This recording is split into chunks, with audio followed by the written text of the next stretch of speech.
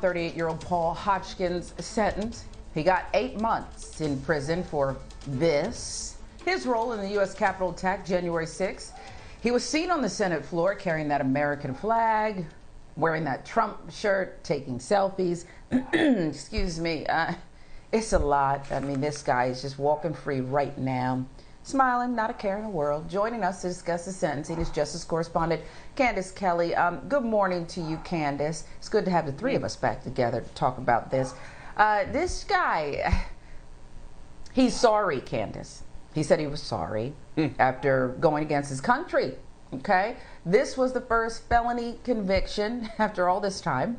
Tell us about the impact it could have on the more than 200 other people. There were a lot more there, Candace, a lot more there. But 200 other people who are facing similar charges.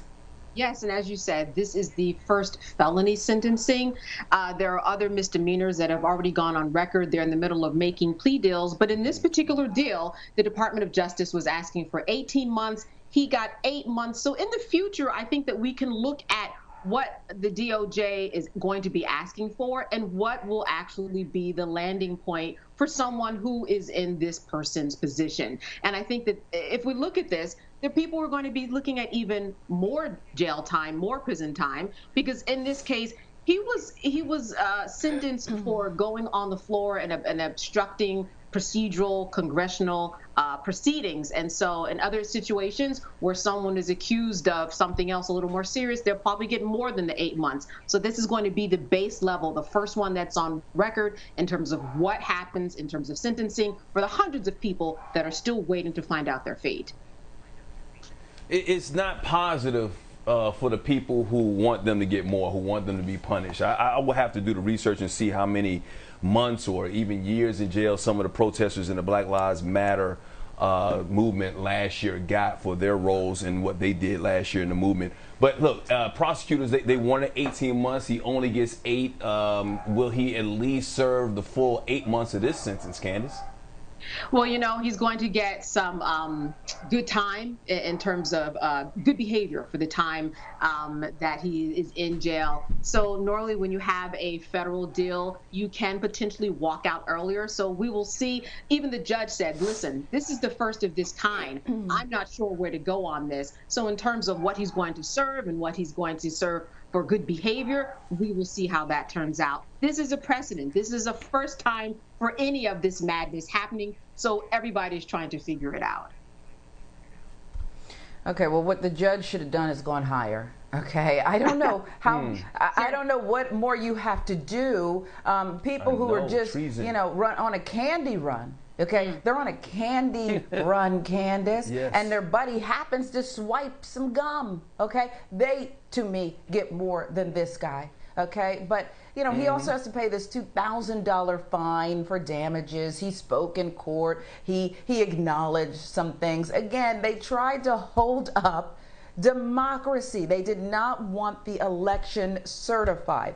But what he said was apparently so important that it weighed heavily on this judge. So can you take us through it? So he has no criminal record. That certainly helps when you are in the sentencing phase of your plea deal. But in addition to that, he was very remorseful. He said that he was truly remorseful, that he put his passion before his principles. He said he came to the D.C. with the intention of supporting the president that he loved. But then all of a sudden he was in the middle of the storming of the U.S. Capitol building. He said, I had no idea that this would happen. Now, this in the face of him going through broken glass, going through, smoke goggles around his neck, if you remember. So he was preparing for something besides sightseeing, as we probably know. But because you are remorseful and because if you show that you have some contrition, the judge will take that into consideration. And the judge in this position did take that into consideration. And so this is why he did not get what could have potentially been 20 years max. Of course, as I said, the DOJ asked for 18 months, but this could have gone to a 20-year type of a sentence. Yeah, some people think they're about that life until they're about to have their freedom taken away, and then they realize they ain't really about that life. And the people you support ain't supporting you. Oh, so many different terms: insurrection, coup, treason, 8 months. Meanwhile, hey, you know what? We're trying to get back to normal out here, right here, Candace, right? With this whole COVID situation. People want to go back to class. My daughter wants to go back to school at UCLA, be on campus. This case you're reviewing right now involves COVID-19, where a federal judge upheld Indiana University's vaccination requirements for their students. There are medical, religious, or ethical exemptions, but what was the student's suit in this matter? Well, listen, these 8 students in particular, they were suing on behalf of a number of students because there have been a number of protests and small rallies that have taken place on Indiana University's campus. And what they're saying is that you are taking away my due process rights. You are invading my privacy in terms of my medical rights. Specifically, the attorneys for the 8 students said that there was a violation of bodily integrity, informed choice of medical treatment, and religious freedom, essentially forcing students to kind of choose between being vaccinated and actually getting their education. So that is what they were saying. And of course, the judge said, unfortunately, I can't decide with you because we are looking at different strains in terms of COVID. This is something that, in terms of a pandemic, we might be gearing up for again the same way that we did a year and a half ago. And because of that, the general population's interests outweigh your particular interest in terms of being vaccinated. So go get vaccinated if you want to come back to school.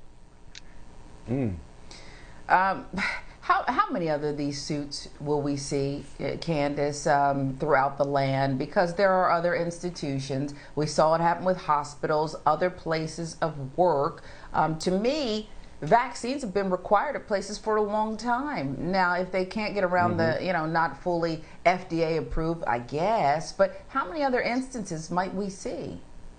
Well, listen, there are about 400 universities and colleges across the country who have made these requirements, telling students if you want to come back, listen, you have to get vaccinated. So I think that we're going to see a lot up the pike.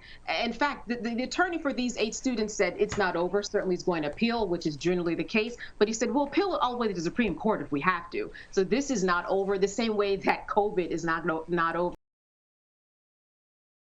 In terms of vaccination, most of these universities, especially in this particular state of Indiana, while you can tell a student they need to get vaccinated, they can't require them to show proof of vaccination. So all of this is going to happen on an honor code anyway. The Attorney General stepped in.